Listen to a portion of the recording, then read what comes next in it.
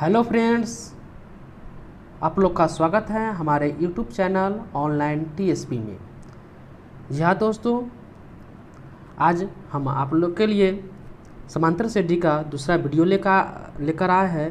अगर आपने पहला वीडियो नहीं देखे हैं तो कृपया आप पहला वीडियो ज़रूर देखें। हमने पिछले वीडियो में आपको अनुक्रम क्या है, समांतर श्रेणी क्या है, इसके बारे में डिस्कस किए थे। समांतर श्रेणी बताए थे कि वैसा अनुक्रम जिसमें क्रमागत दो पदों का अंतर हमेशा समान हो उसे हम लोग समांतर श्रेणी कहते हैं। और आज के इस टॉपिक में हम लोग एक इम्पॉर्टेंट टर्म सार्व अंतर पढ़ेंगे, कॉमन डिफरेंस पढ़ेंगे। अतः आपसे रिक्वेस्ट है कि आप वीडियो को अंत तक ज़रूर देखेंगे, क्योंकि आपको इस वीडियो में कुछ नया हम ज़रूर आपको सिखाएंगे।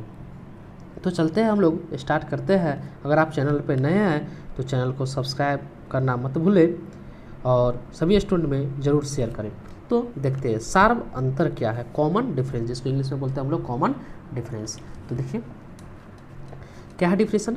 समांतर श्रेणी मतलब एपी के किन्हीं दो क्रमागत पदों के अंतर को सार्वंतर कहते हैं। यानी किसी एपी में किन्हीं दो क्रमागत आपको बताए थे लगातार। क्रमागत का मतलब है लगातार, जैसे 5 तो 6, अगर 8वां पद लिए तो अगला पद होगा 9वां, 10वां तो 11वां, अगर 49 तो 50, 49-50 ये दो क्रमागत पद हैं। तो क्रमागत पद का मतलब लगातार। तो समांतर श्रेणी के किन्हीं दो क्रमागत पदों के अंतर को सार्वअंतर कहते हैं। और एक बात और ध्यान रखिएगा, सार्वअंतर को इसे डी से सूचित करते हैं, इसे डी से सूचित करते हैं। ध्यान रखिएगा, सार्वअंतर को हम लोग डी से सूचित करते हैं। ध्यान से देखिए, अगर आप कल वाला वीडियो नहीं देखे तो ज़रूर देखेंगे उस वीडियो को, क्योंकि वहाँ से देखिएगा तब ये बात आपको अच्छे से समझ में आएगा। तो सार्वअंतर है, आपको सार्वअंतर को हम लोग डी से सूचित करते हैं। इससे मान लिया जा कि जैसे कोई एपी है, जैसे A1, A2, A3, A4 dot dot. इसमें क्या है कि ये आपका क्या है, पहला पद, ये क्या है आपका दूसरा पद, ये आपका क्या है तीसरा टर्म, ये चौथा, पांचवा, छठा, सातवां, आठवां आएगा, और लास्ट में क्या आएगा nवां पद an आएगा। तो कहने का मतलब है कि यहाँ जो सार्वअंतर होगा, सार्वअंतर डिफिनीशन क्या कहता है कि किन्हीं दो क्रमागत पदों के अंतर मतलब घटाव, क्रमागत। तो क्रमागत मतलब लगातार, जैसे A1 है तो A2 है, तो A2 minus A1, A2 minus A1, A2 minus A1, तो ये आपका क्या हो गया, सार्वअंतर हो गया। हम जरूरी नहीं है कि A2 माइनस A1 ही करेंगे, हम इसको क्या कर सकते हैं, A4 माइनस A3 भी कर सकते हैं। हमको मन करेगा A3 माइनस A2 भी कर सकते हैं। मतलब कोई दो क्रमागत पद लेंगे और उसको घटाएंगे तो वहाँ से हम लोग को सार्वअंतर निकलेगा, और सार्वअंतर को हम लोग डी से डिनोट करते हैं। यानी हम लोग जनरली सार्वअंतर को फार्मूला ऐसे लगाते हैं, दूसरा पद माइनस पहला पद, यानी दूसरा पद में से पहला पद को अगर हम घटा देंगे तो वो मेरा क्या हो जाएगा, सार्वअंतर हो जाएगा। उम्मीद है कि समझ में आ गया होगा। और ध्यान दीजिए, कोई भी दो पद आप ले सकते हैं, A4 से A3, A3 से A2। जैसे हम एक एग्जाम्पल लेते हैं,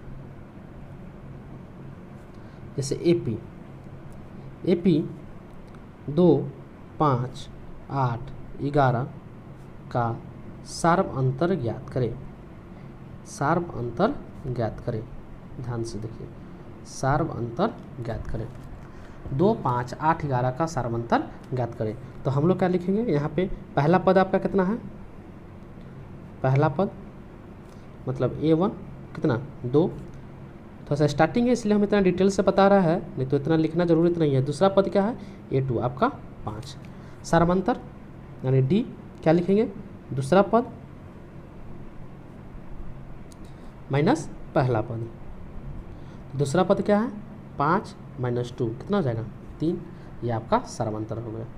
देखिए अब ये जो सारवंतर आया, देखिए 2 है पहला पद, तो 2 में 3 जोड़िए तो देखिए 5, फिर सारवंतर जोड़िए 3 तो 8, 8 3 11, यानी वो जो सारवंतर जो आता है डी आता है उसी डी से आगे क्या होता है बढ़ते जाता है। आप कहीं भी निकाल सकते हैं, जैसे देखिए अब दूसरा पद माइनस पहला पद निकाले, आप यहाँ से इसको भी घटा देंगे तो आपका सारवंतर निकलेगा। जैसे 11 में से 8 क्या 3, यानी क्रमागत होना चाहिए। हम 8 में से 5 घटा देंगे तो वो भी क्या हो जाएगा आपका 3 ही आंसर हो जाएगा। तो कहने का मतलब है कि आपको सारवंतर आपको समझ में आ गया होगा। कोई भी 2 क्रमागत पद लेंगे उसमें से हम घटा देंगे तो वो मेरा क्या हो जाएगा सारवंतर होगा। हम दूसरा एग्जाम्पल एक लेते हैं, एक AP -10 -7 -4 डॉट डॉट का सारवंतर ज्ञात करें। सारवंतर ज्ञात करें, ध्यान से देखिए।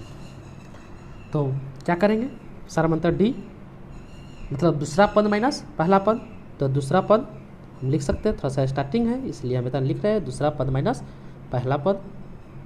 दूसरा पद क्या है तो -7, हाँ माइनस पहला पद क्या है -10, तो -7 माइनस माइनस प्लस 10, और 10 में से 7 जाएगा आपका 3, ये हो गया। अगर आपको यहाँ से घटाना है, इसको इससे घटाना है तो क्या करेंगे, -4 minus minus 7 -4 minus minus plus 7, 7 में से 4 क्या 3, यहाँ से भी आप घटा सकते हैं।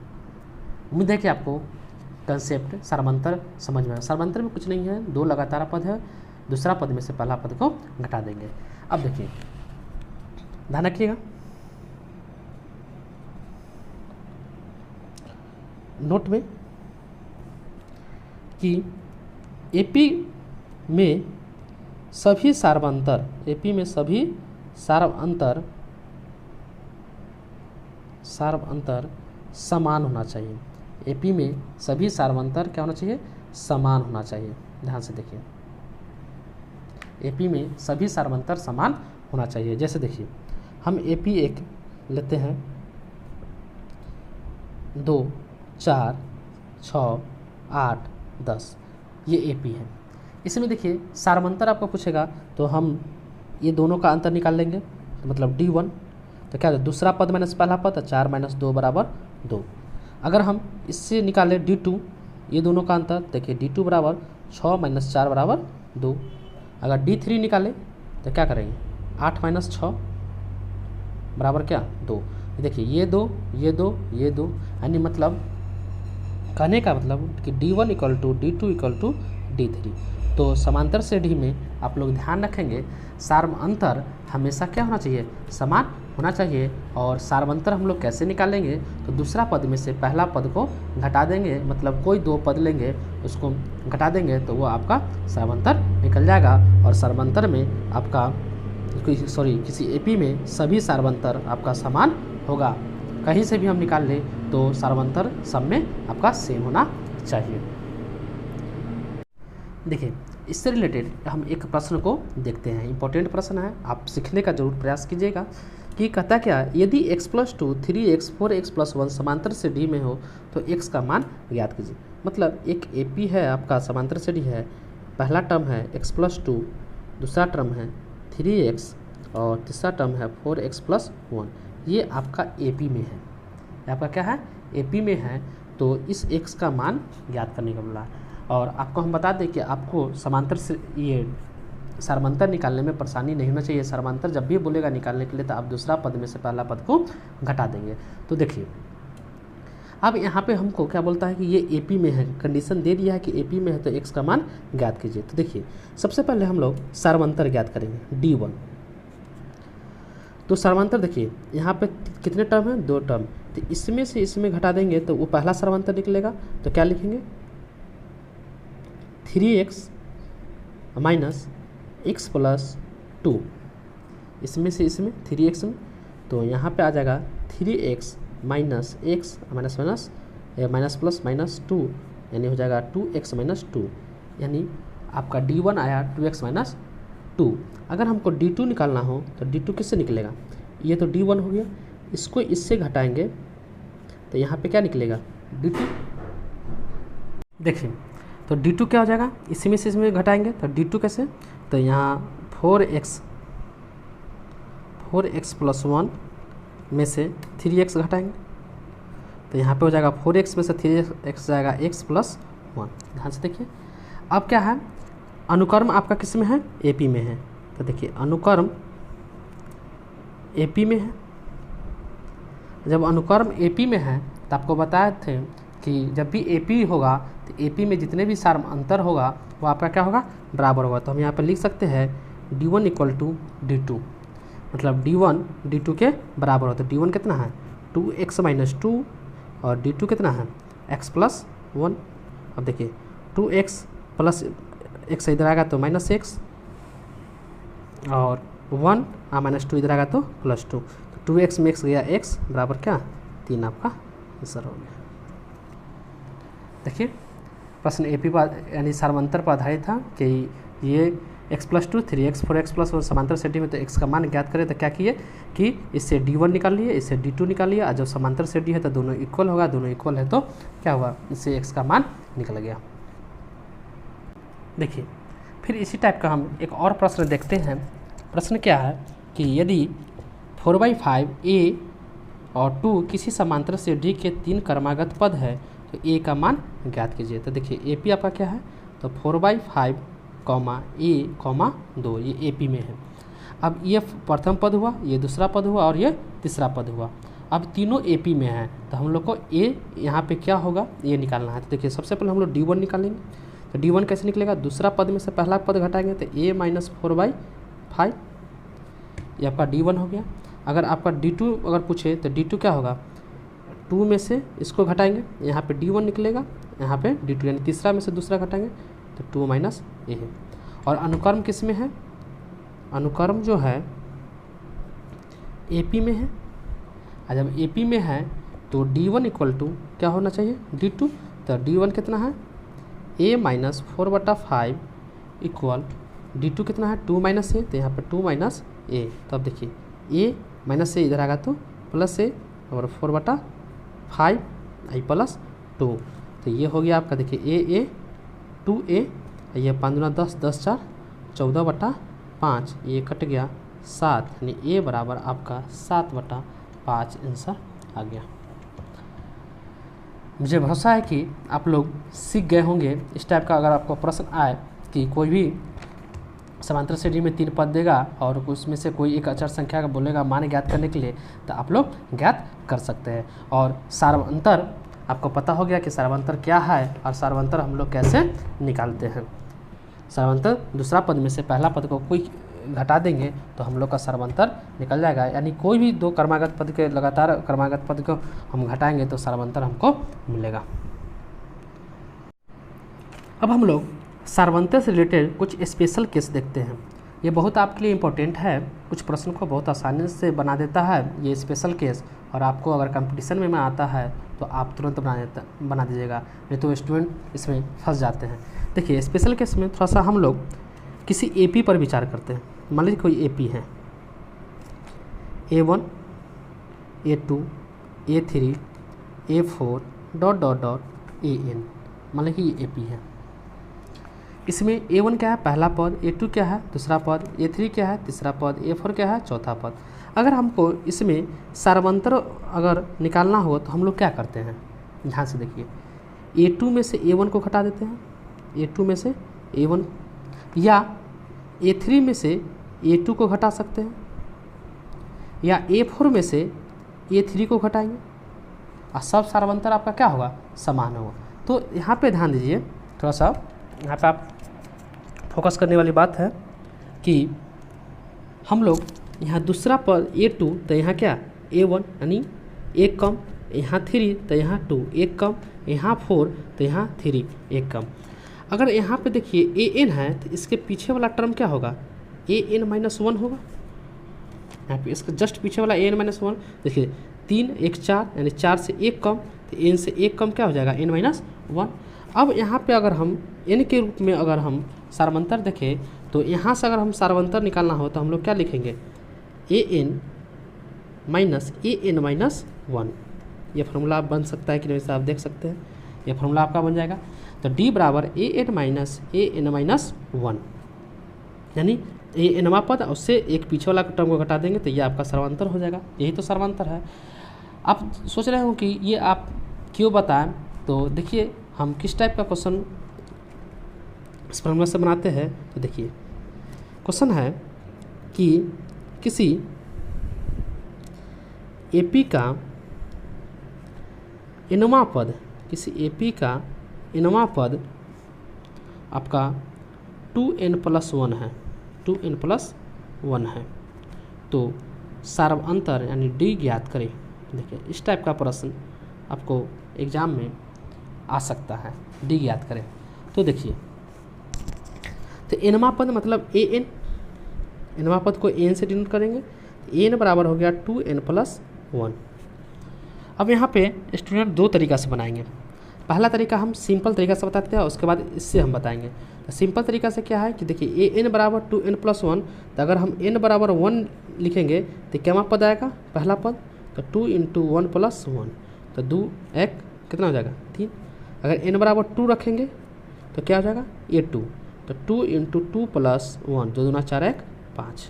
देखिए पहला पद 3 और दूसरा पद 5, तो हम लोग को डी निकालना हो तो दूसरा पद में से पहला पद तो a2 - a1 कर सकते हैं, यानी 5 में से -3 गया कितना 2। अब उसके बाद देखिए ये आपका डी सर्वांतर हो गया।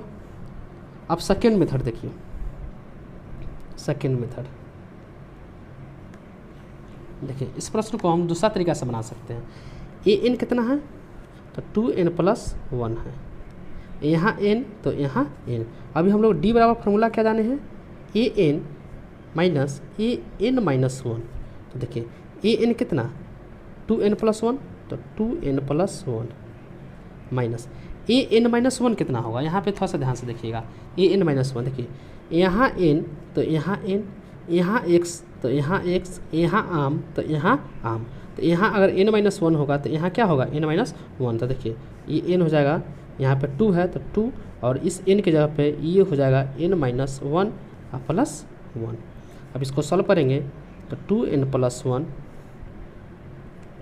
माइनस ये हो गया 2n - 2+1, तो यहाँ पे 2n+1 minus minus plus 2n -2 + 1 -1 minus +1, ये 2n से ये 2n कैंसिल, और 1 1 आपका 2 हो गया डी।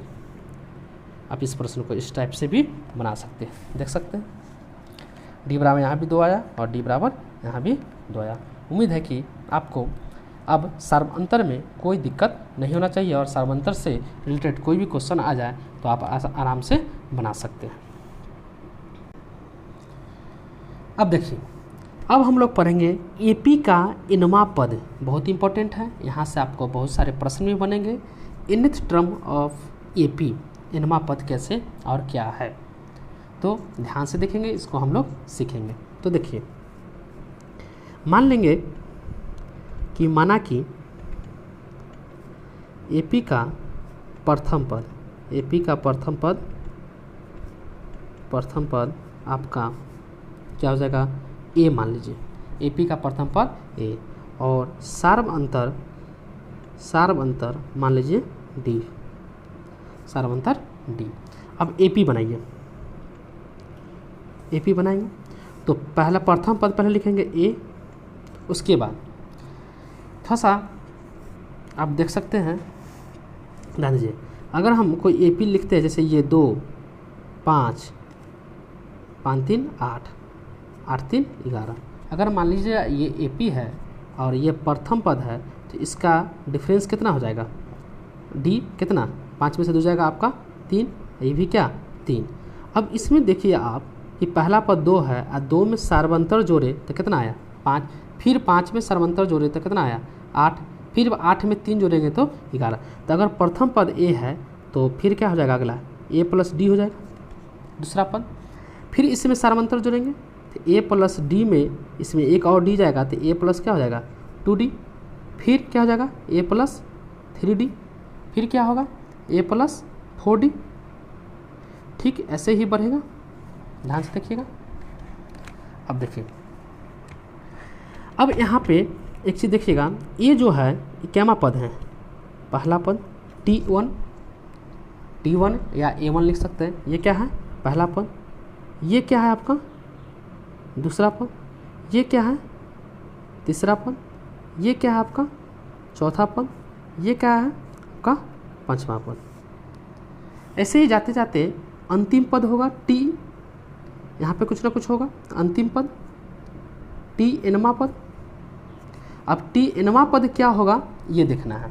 बस यहाँ पे सीखिएगा फार्मूला कैसे बनता है, इसे देखिए। अब देखिए T1 है तो यहाँ क्या A, T2 है तो यहाँ क्या A, T3 है यहाँ भी A, यानी सब में A है तो यहाँ भी A होगा, यहाँ भी A होगा। उसके बाद देखिए यहाँ 1 है तो यहाँ D नहीं है, यहाँ 2 है तो यहाँ 1 D, यहाँ 3 है तो यहाँ 2 D, यहाँ 4 है तो 3 D, यहाँ 5 है तो 4 D, मतलब एक कम D। तो यहाँ n है तो यहाँ पे क्या हो जाएगा n-1 D। आप देख सकते हैं। तो Tn का फार्मूला क्या बन गया? A plus n-1 into D. Tn का फार्मूला हो गया A plus n-1 into D, या Tn को हम लोग An भी ले सकते हैं। तो An बराबर A plus n-1 into D. ध्यान से देखिए ये आपका फार्मूला बन गया। अब यहाँ पे Tn और An का कन्फ्यूजन नहीं होगा, दोनों सेम है, हम लोग कोई एक यूज करेंगे।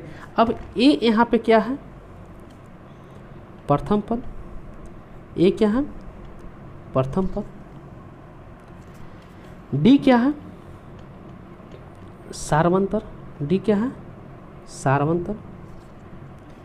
N क्या है? पदों की संख्या, पदों की संख्या। और Tn या An क्या है? nवां पद, nवां पद। अब इसको अच्छे से आप समझिए। तो फार्मूला हम लोग का क्या हो जाएगा? Tn बराबर A plus n-1 into D. A हो गया AP का प्रथम पद, D हो गया सारवंतर, N हो गया पदों की संख्या जिसमें कितने टर्म है, और N हो गया nवां पद, जैसे ये पहला पद, दूसरा पद, तीसरा पद, चौथा पद, पांचवा।